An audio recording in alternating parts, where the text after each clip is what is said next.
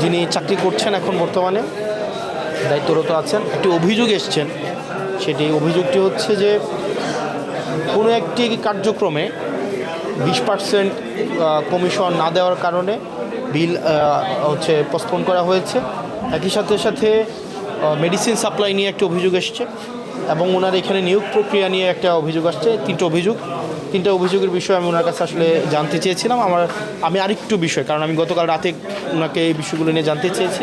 আমি ওনার সাথে further meeting করে তারপরে এই বিষয়গুলো নিয়ে আসলে কথা বললে মনে হয় আপনাদেরকে আরও বেশি তথ্য নির্ভর এবং সঠিক তথ্যটি আসলে আমি আপনাকে দিতে পারবো।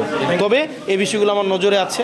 আমি দেবিদ্বারে সেবামূলক যে প্রতিষ্ঠানগুলো রয়েছে, এই সেবামূলক প্রতিষ্ঠানগুলো অবশ্যই জনগণের হতে হবে এবং সেখানে সেবাগ্রহীতা এবং সেবাদাতার মাঝখানে কোনো মধ্যস্বত্বভোগী থাকবে না।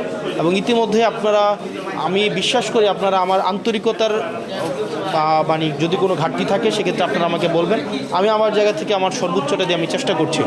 আমি সেটা বলবো না যে চূড়ান্তভাবে আমি সব কিছুতেই শতভাগ সফল হচ্ছি, এটা মানুষ বিবেচনা করবে। তবে আমার চেষ্টার আমি শতভাগ আমি চেষ্টা করছি।